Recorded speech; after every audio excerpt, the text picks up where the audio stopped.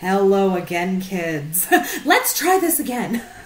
I'm still getting used to my new computer, and so I know a lot of you are like, Casey, why the fuck are you still using your webcam? You want to know why?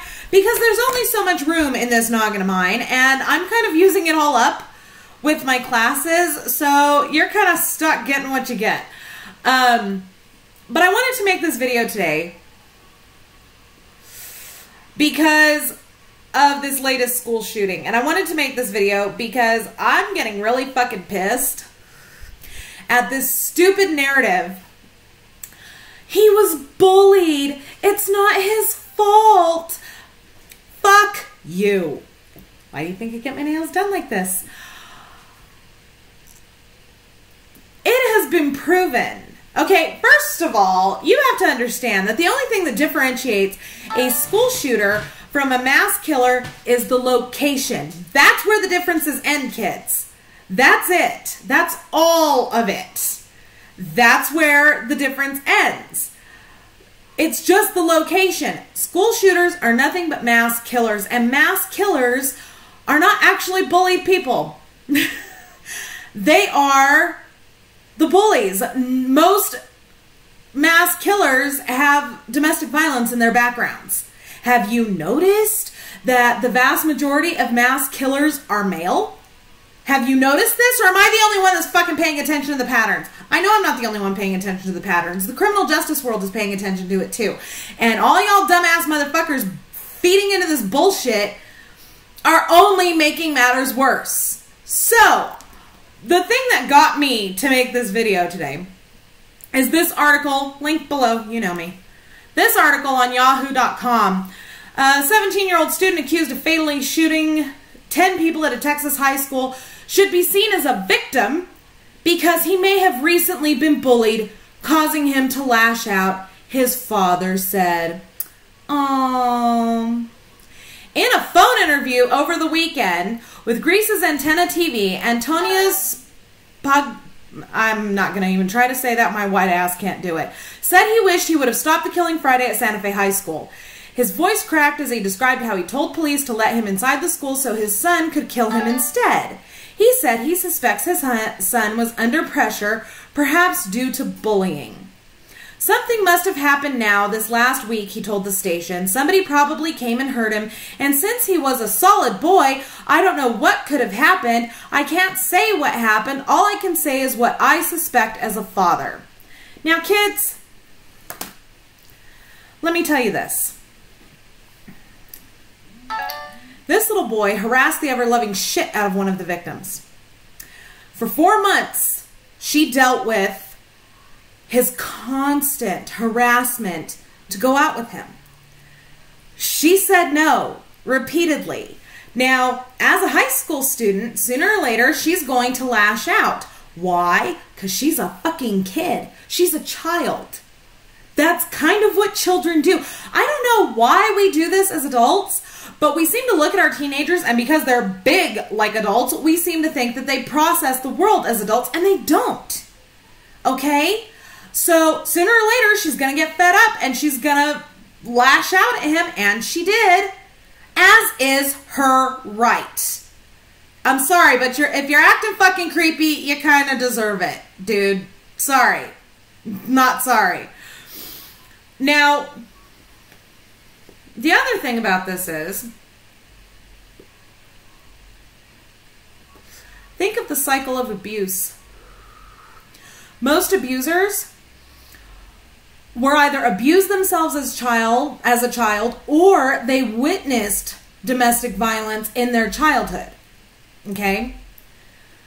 It does not surprise me that his father is trying to play off like none of this is his fault. Does that sound an awful lot like an abuser to you? Abuser beats the shit out of you and then tells you how it's your fault that he beat the shit out of you because you burned dinner or whatever? I mean, come on, kids. I'm just saying. But don't take my word for it. Let's look at this lovely, insightful article from Psychology Today. Again, link below. You know me. I have bookmarked this article. I have referenced it quite a few times because it is the clearest example of an explanation regarding the mindset of a mass killer that I can find that explains it in lay terms, or at least as close to lay terms as we can get. Mass murders are becoming a depressingly familiar routine in the United States. Amidst the anguish and heartbreak felt by the victims' families, there are always two haunting questions. What motivates someone to kill strangers wholesale? And what, if anything, can we do to stop these tragedies from occurring? Dr. Knoll writes, in 2013, the Congressional Research Service issued a report on public mass shootings. The CRS used it as its working definition, incidents occurring in relatively public places involving 4 or more deaths. The CRS identified 78 public mass shootings in the U.S. since 1983 that had resulted in 547 deaths and 1,023 casualties. He also notes that most perpetrators are young males who act alone after carefully planning the event. Careful planning does not mean a week. They often have a long-standing fascination with weapons and have collected large stores of them. The shootings usually occur in a public place and during the daytime. Individual case studies involving psychological autopsy and a careful analysis of the often copious communications left behind suggests common psychological themes. Understand, kids, part of how we know how mass killers operate is because they are so meticulous. They don't just snap, Mr. whatever your name is. I can't be bothered to learn the name of the father of a mass killer. I'm sorry. They don't just snap. They plan meticulously. That goes to intent. So it didn't take a week for him to plan this shit. He's been planning it. And they don't just snap and go on a killing spree. That's not how this works. Learn some fucking psychology before you start opening your mouth trying to defend your murderer son.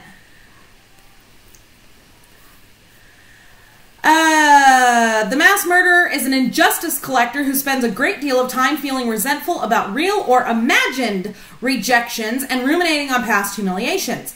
He has a paranoid worldview with chronic feelings of social persecution, envy, and grudge holding. He is tormented by beliefs that privileged others are enjoying life's all-you-can-eat buffet while he must peer through a window, an outside loner always looking in.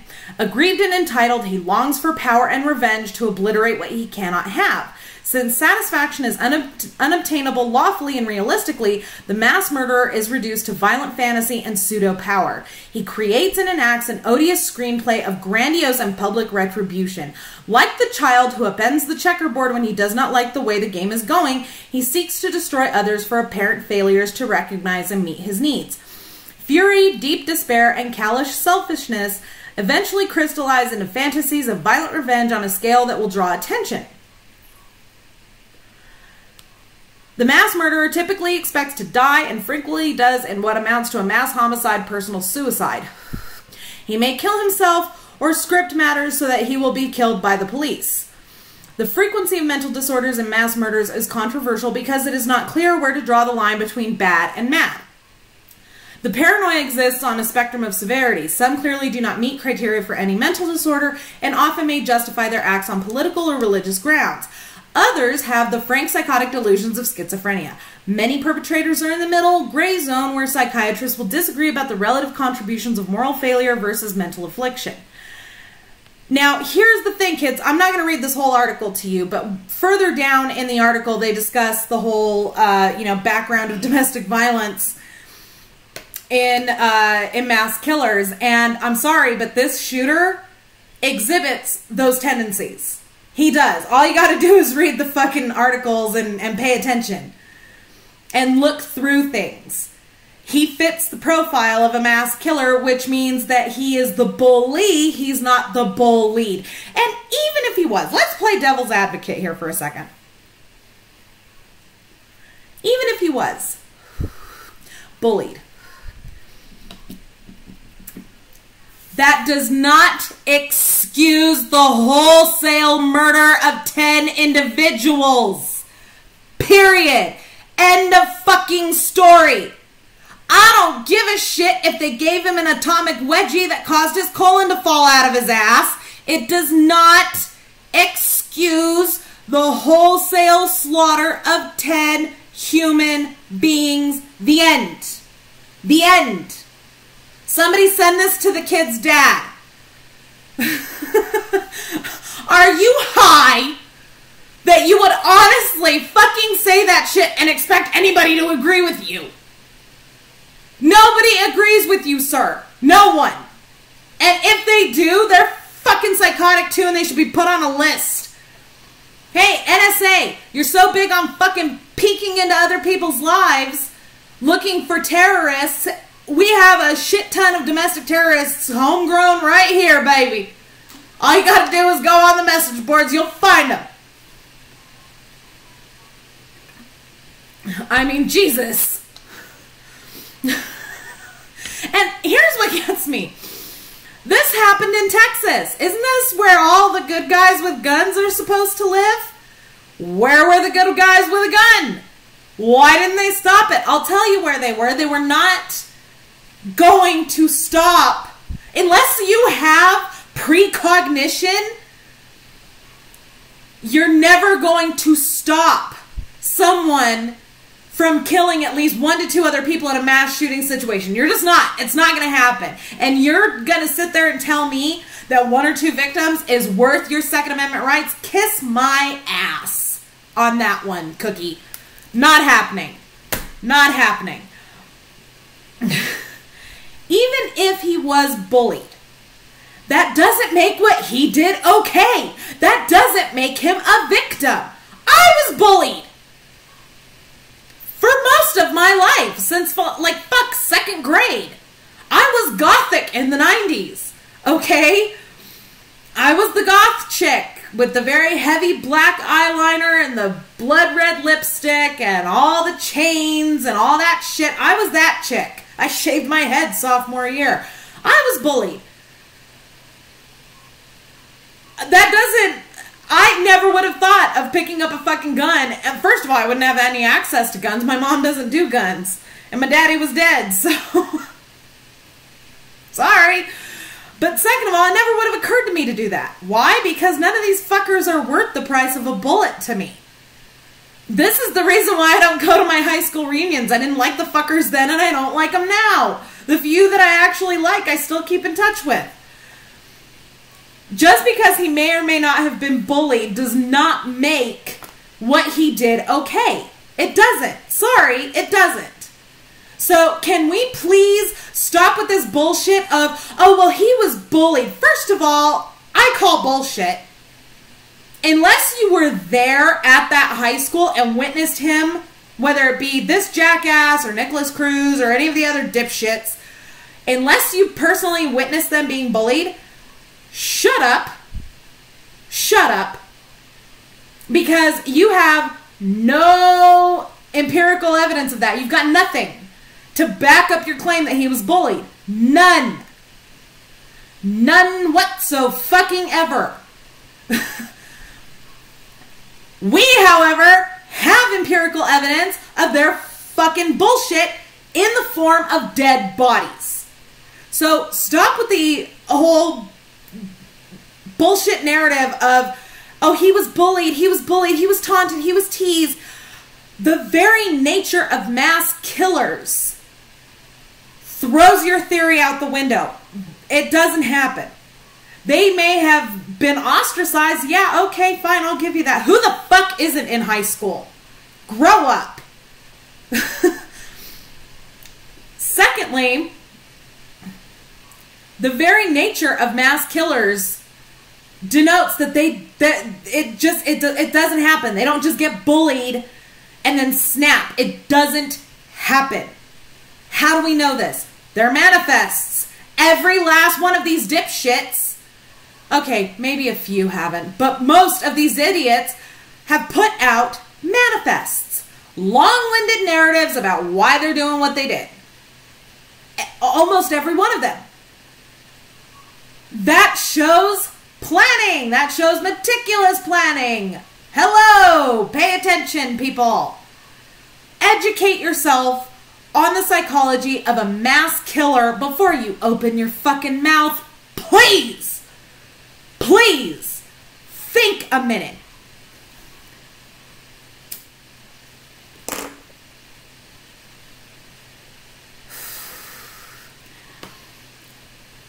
I know y'all like your guns, and that's great. Good for you. I'm happy for you. If that's the only defining characteristic of your personality, I'm sorry. That's pathetic. But I'm happy for you. I'm glad you like your guns. That's not enough for them to not be regulated. Sorry, it isn't. There are tons of people out there that love heroin. There are tons of people out there that love fucking crack, that love cocaine, that love to drink themselves into a stupor and get behind the fucking wheel of a car. There are people out there who would love to be able to buy grenades and just lob them into the empty lot next door. There are people out there that love sports cars that can go over 200 miles an hour. Do we allow these people to have access to these things? No, we don't, because the average citizen isn't smart enough to handle it. Guns are the only thing in this country that are not heavily... This! Right here. This. My fucking cancer sticks that y'all talk so much shit about, these are more heavily regulated than guns. And I'm only killing my stupid self here. Although, you know, at my last doctor appointment, she said my lungs are nice and clean. Suck on that.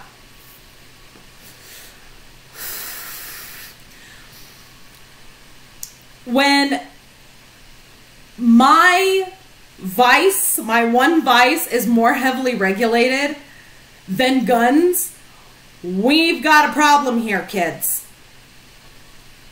And this bullshit of, oh, he was bullied, he should be considered a victim. Kiss my ass. You can go right to fucking hell with that one. In fact, I'll call Satan and let him know you're coming. 'Cause fuck you. On every level. That was a stupid, idiotic, calculated remark on your part, sir. And not only that, but it was a slap in the face of all the actual victims. I tried to sit back with all of these mass killers and I tried to think of their families, you know, like, oh shit. They had no idea. Most of them don't have any idea what's going on, you know, blah, blah, blah. And I feel bad for them too, because you know what? I'd rather my son be the one on the business end of the gun than the one holding it. So, Jesus Christ. I mean, bad enough if one of my kids gets killed in a school shooting, but I would much rather they be the ones getting killed than the ones doing the killing. And normally, I try to feel for those families too. You know, they lost a kid too, either by suicide or jail, one of the two.